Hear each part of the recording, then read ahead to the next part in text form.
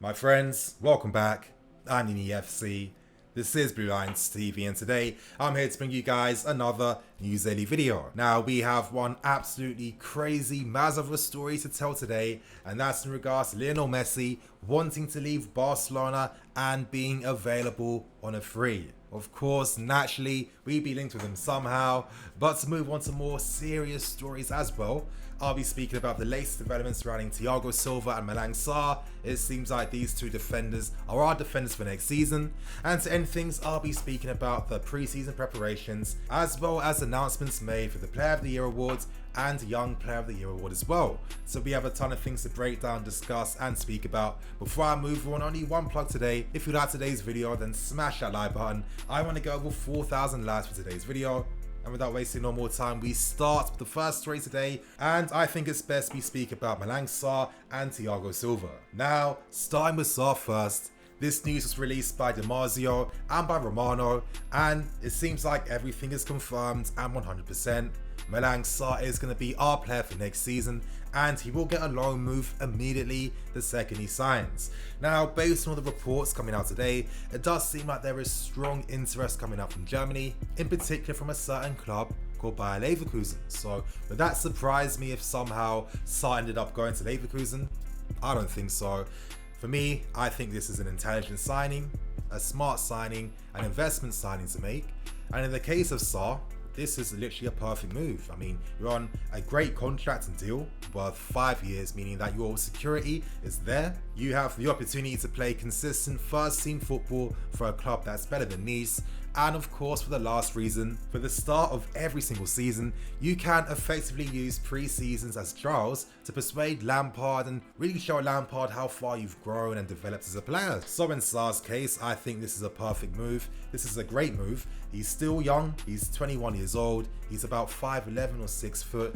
I think he has potential, he has quality, he has ambition as well, but I think right now he wouldn't be in our first team at this point in time. I think if he was to get consistent loan spells for the next maybe 2 seasons minimum, then maybe we can consider the player after that and really use that time to figure out, is there a player here that we can rely upon in the future? Is there a player here that can be part of the first team squad for the years to come? Time will tell. Time will most definitely tell, but right now this is a great move to make. Congratulations to SARR. I'm sure we'll see the official announcement soon. Another announcement we have to wait for. And now we move on to THIAGO SILVA, and it seems like based on the reports coming out today that Paris Saint-Germain were having some reservations in regards to letting him leave and not keeping him there at the club.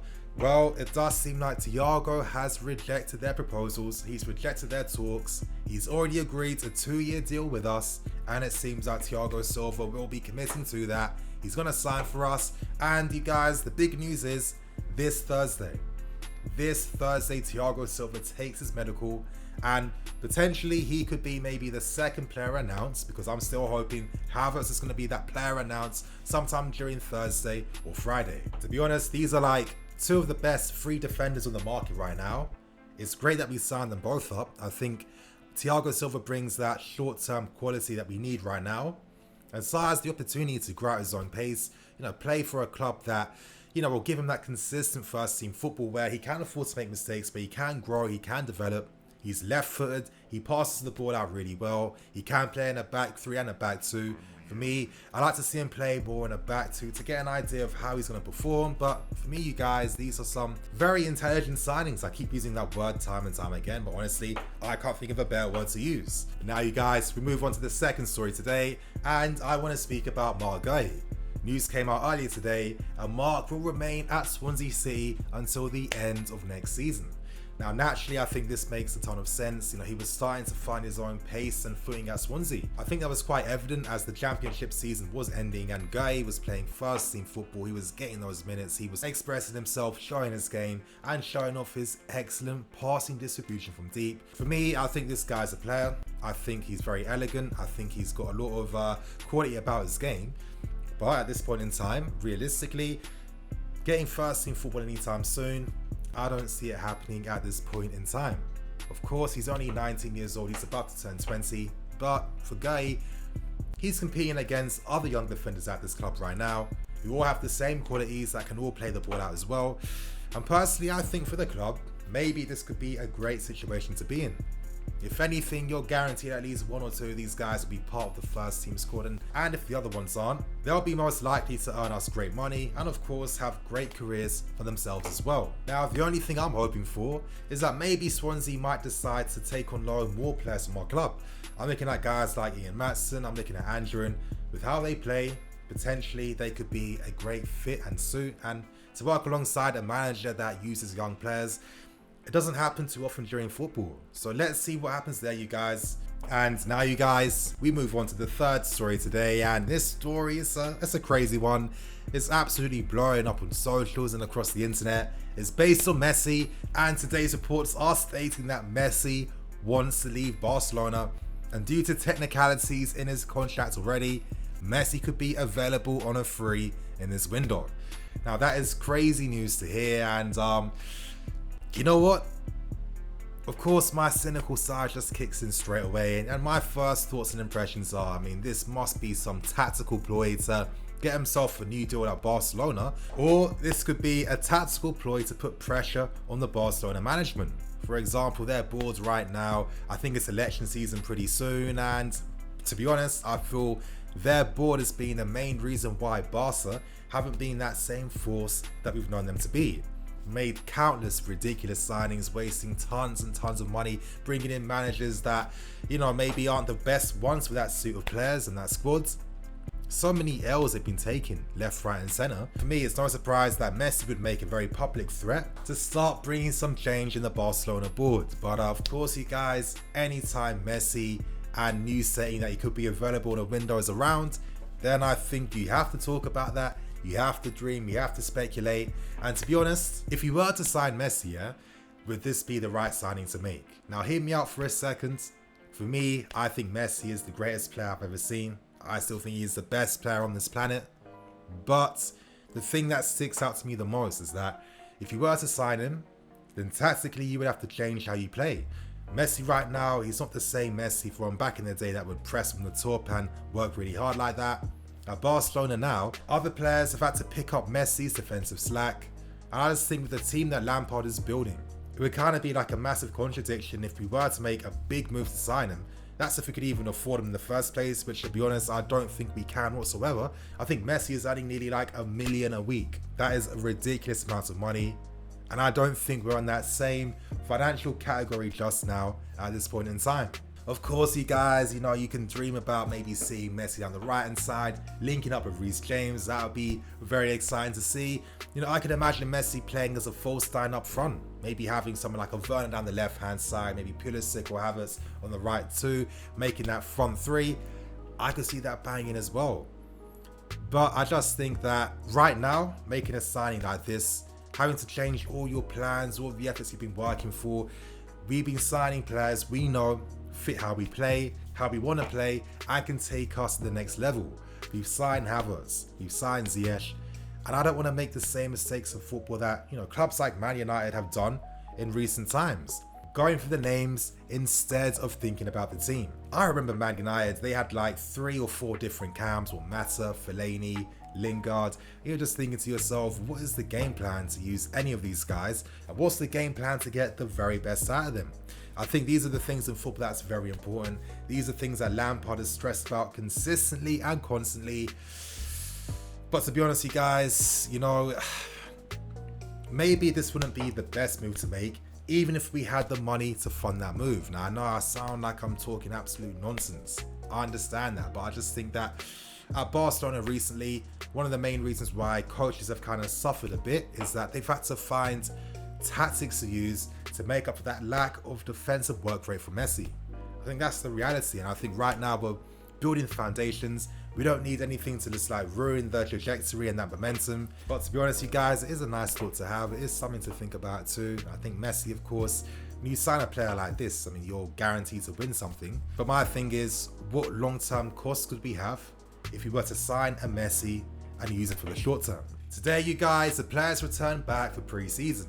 Now, at this point in time, there was a planned pre-season game versus Brighton, but naturally, due to us playing them in the first game of the Premier League restart, that won't happen anymore. I've been trying to find out what other clubs could we be playing against in pre-season. Right now, the club are trying to organise some pre-season games, And of course, you know, I'm here for it.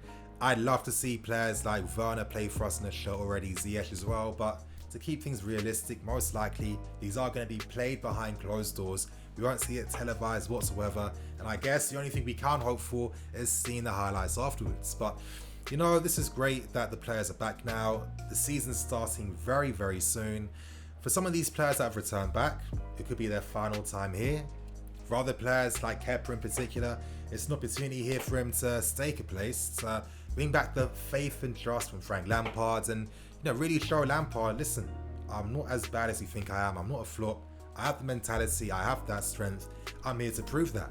Only time will tell, but yeah, of course, preseason being back, Ziyech and Werner, they came during July and they've really benefited from this period. You know, they've had more time to acclimatize to their teammates, their environment, their surroundings, a new style of football too, and a very pressure-free environment. So you guys, that was the preseason news. We now move on to the final part for today's video, and announcements were made for Young Player of the Year and Player of the Year awards too. So congratulations goes to Billy Gilmour, who won the Young Player of the Year award, and congratulations goes to Mateo Kovacic, who won the Player of the Year award too. In the case of Gilmour, you know, it makes a lot of sense. I agree with that. We can't forget that he came from the academy. It wasn't like he had a loan spell beforehand. He came straight from the academy, and the games he played in this season, outstanding games versus Liverpool, versus Everton, Leicester City. He's played in difficult games, so yes, he hasn't played as many games, but it's a massive accomplishment for a player from the academy to make that step up into the first team. Very good for Gilmour. I'm hearing that Gilmour's recovery is going well at this point in time, so you know, that's great news to hear. I do feel like he could play a part in next season. If not, the only way he would leave is if a really amazing loan opportunity came for a club that will use him week in, week out, that plays great football, etc, etc, because you can imagine that Lampard wants to work very closely with Gilmour to really mould and shape him into the player he wants him to be. And we move on to the first team, and congrats again goes to Mateo Kovacic. You know what? I'm not angry by this, not at all. I think if you were to weigh Kovac's entire season, we have to keep it real. The goods does outweigh the bads.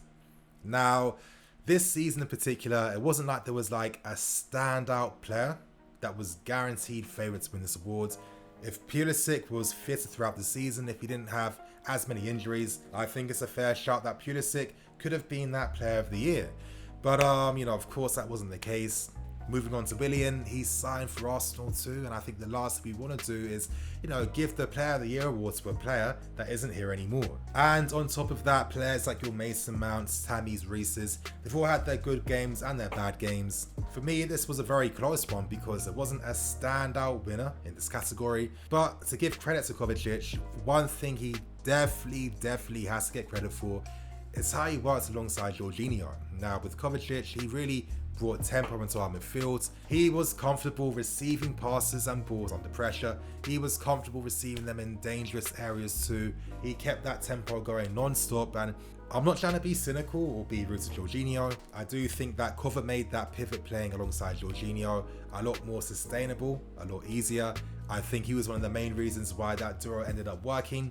Kovacic's intensity, his ability to cover ground, and of course increasing the tempo, the press resistance, being past his man, and of course doing something with Jorginho's pointless 5-yard passes. I would say based on everything this season, then maybe yeah, Kova is the player of the season. And on that note, I'm going to wrap things up and keep things moving. Thank you for watching. Remember to like, comment and subscribe.